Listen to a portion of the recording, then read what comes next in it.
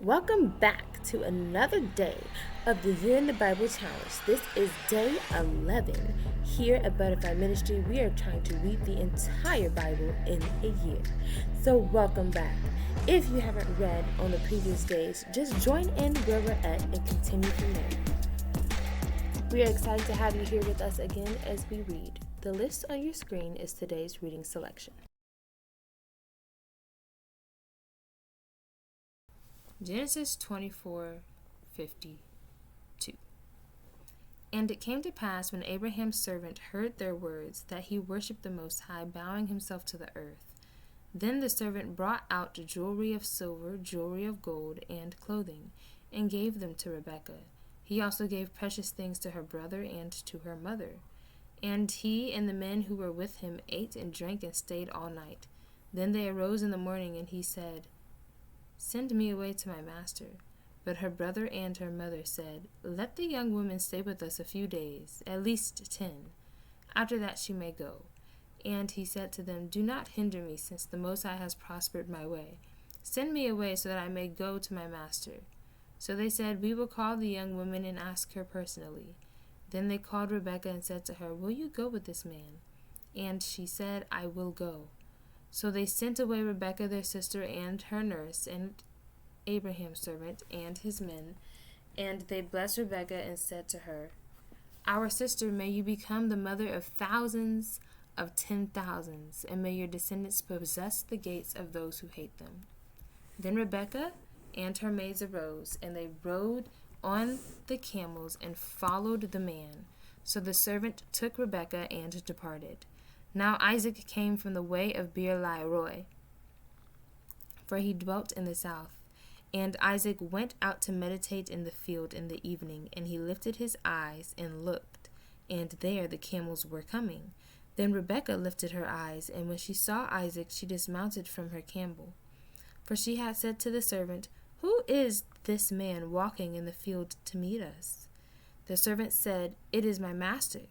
So she took a veil and covered herself. And the servant told Isaac all the things that he had done. Then Isaac brought her into his mother Sarah's tent, and he took Rebekah, and she became his wife, and he loved her. So Isaac was comforted after his mother's death. Genesis 25.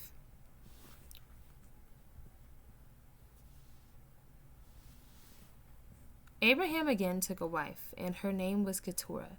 And she bore him Zimran, Jokshan, Medan, Midian, Ishbak, and Shuah. Jokshan begot Sheba and Dedan, and the sons of Dedan were Ashurim, Letushim, and Leumim. And the sons of Midian were Ephah, Epher, Hanach, Abidah, and Eldah. All these were the children of Keturah. And Abraham gave all that he had to Isaac. But Abraham gave gifts to the sons of the concubines which Abraham had. And while he was still living, he sent them eastward, away from Isaac his son, to the country of the east. Thus is the sum of the years of Abraham's life which he lived, 175 years. Then Abraham breathed his last and died in a good old age, an old man and full of years, and was gathered to his people. And his sons Isaac and Ishmael buried him in the cave of Machpelah, which is before Mamre, in the field of Ephron, the son of Zohar the Hittite, the field which Abraham purchased from the sons of Heth. There Abraham was buried, and Sarah his wife. And it came to pass after the death of Abraham that the Most High blessed his son Isaac, and Isaac dwelt at Beer-lahai-roi. Now this is the genealogy of Ishmael, Abraham's son, whom Hagar the Egyptian, Sarah's maidservant, bore to Abraham. And these were the names of the sons of Ishmael, by their names according to their generations.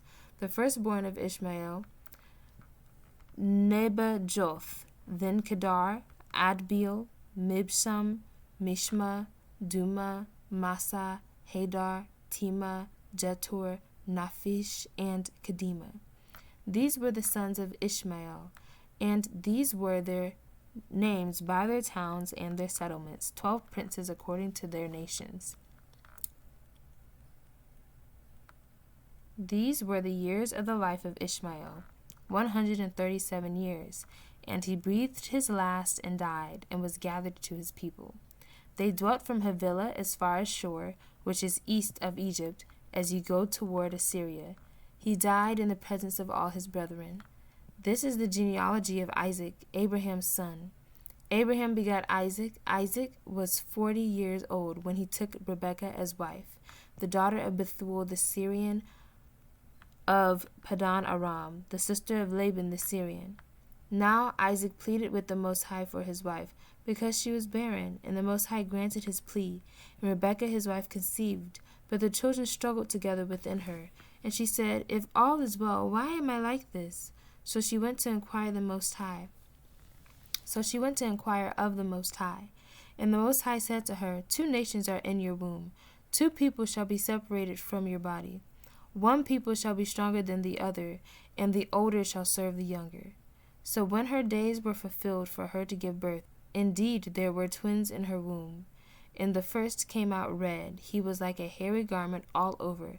So they called his name Esau. Afterward his brother came out, and his hand took hold of Esau's heel. So his name was called Jacob. Isaac was 60 years old when she bore them. So the boys grew, and Esau was a skillful hunter, a man of the field, but Jacob was a mild man, dwelling in tents. And Isaac loved Esau because he ate of his game, but Rebekah loved Jacob. Now Jacob cooked a stew, and Esau came in from the field, and he was weary. And Esau said to Jacob, Please feed me with that same red stew, for I am weary. Therefore his name was called Edom. But Jacob said, Sell me your birthright as of this day. And Esau said, Look, I am about to die, so what is this birthright to me? Then Jacob said, Swear to me as of this day. So he swore to him and sold his birthright to Jacob. And Jacob gave Esau bread and stew of lentils. Then he ate and drank, arose, and went his way. Thus Esau despised his birthright. Genesis 26.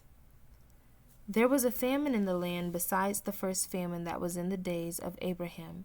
And Isaac went to Abimelech, king of the Philistines, in Gerar. Then the Most High appeared to him and said, Do not go down to Egypt. Live in the land of which I shall tell you. Dwell in this land, and I will be with you and bless you. For you and your descendants I give all these lands. And I will perform the oath which I swore to Abraham your father. And I will make your descendants multiply as the stars of heaven. I will give to your descendants all these lands, and in your seed all the nations of the earth shall be blessed, because Abraham obeyed my voice and kept my charge, my commandments, my statutes, and my laws. So Isaac dwelt in Gerar, and the men of the place asked about his wife. And he said, She is my sister. For he was afraid to say, She is my wife, because he thought, Lest the men of this place kill me for Rebekah, because she is beautiful to behold. Now it came to pass, when he had been there a long time, that Abimelech king of the Philistines looked through a window and saw, and there was Isaac, showing endearment to Rebekah his wife. Then Abimelech called Isaac and said, Quite obviously she is your wife, so how can you say she is my sister? Isaac said to him, Because I said, Lest I die on account of her. And Abimelech said, What is this you have done to us? One of the people might soon have lain with your wife, and you would have brought guilt on us. So Abimelech charged all his people, saying, He who touches this man and his wife shall surely be put to death. Then Isaac sowed in that land, and reaped in that same year 100-fold, and the Most High blessed him. The man began to prosper and continued prospering until he became very prosperous, for he had possessions of flocks and possessions of herds and a great number of servants, so the Philistines envied him. Now the Philistines had stopped up all the wells which his father's servants had dug in the days of Abraham his father, and they filled them with earth. And Abimelech said to Isaac, Go away from us, for you are much mightier than we. Psalm 10, verses 1 through 15. Why do you stand afar off, O Most High? Why do you hide in times of trouble? The wicked in his pride persecutes the poor. Let him be caught in the plots which they have devised. For the wicked boasts of his heart's desire. He pleases the greedy and renounces the Most High. The wicked in his proud countenance does not seek the Most High. The Most High is in none of his thoughts. His ways are always prospering. Your judgments are far above, out of his sight. As for all his enemies, he sneers at them. He has said in his heart, I shall not be moved. I shall never be in adversity. His mouth is full of cursing and deceit and oppression. Under his tongue is trouble and iniquity. He sits in the lurking places of the villages. In the secret places he murders the innocent. His eyes are secretly fixed on the hopeless. He lies in wait secretly as a lion in his den. He lies in wait to catch the poor. He catches the poor when he draws him into his net. So he crouches, he lies low, that the helpless may fall by his strength. He has said in his heart, the Most High has forgotten. He hides his face, he will never see. Arise, O Most High. O Most High, lift up your hand. Do not forget the humble. Why do the wicked renounce the Most High? He has said in his heart, you will not require an account. But you have seen, for you observe trouble and grief, to repay it by your hand. The helpless commits himself to you. You are the helper of the fatherless. Break the arm of the wicked and the evil man. Seek out his wickedness until you find none.